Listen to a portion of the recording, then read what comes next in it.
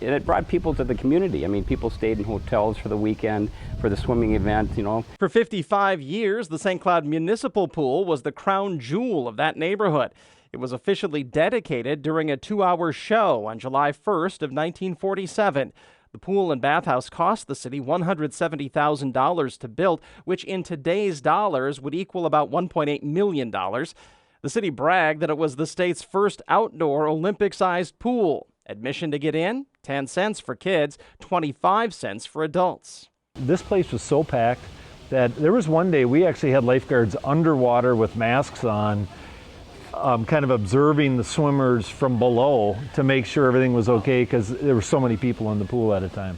Troy Fritz describes himself as a second-generation municipal pool goer.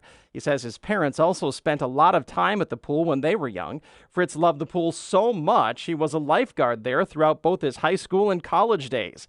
He says the lifeguards became a part of the culture of the neighborhood. We also had parents that would adopt us that we were here with their kids all day long, so they would bring us food. They would bring us just tubs of corn on the cob that was cooked. They would bring us other sandwiches and things. They took care of us because we were taking care of their kids. City Council member Dave Masters is also a lifelong resident of St. Cloud, and he was a lifeguard at the pool back in the early 80s. He says when the city auctioned off some of the contents of the bathhouse, he just had to have a piece of its history. When you would come to the pool, you would pay your 25 cents to get in, and you'd get a pin with a basket, and you would put your clothes in here, tennis shoes and shirts and all that kind of thing, and they would put that on a rack, and then you'd put the pin on your swim trunks and you go swimming and so forth.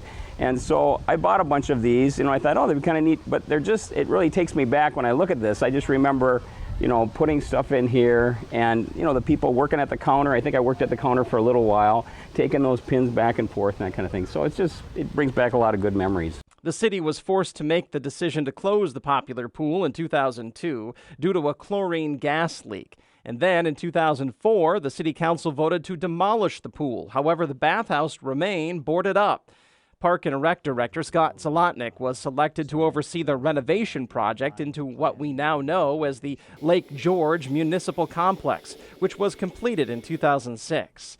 The community facility is open to the public weekdays, plus they have rooms available to rent for meetings. The featured room is the sunroom, which used to be the concession stand area. This was sort of added on. The structure used to be a picnic area, was my understanding. Oh, okay. And this used to be the area where the pool was at, out in through there. But what we did was just enclose this particular area, but the rest of it is all original.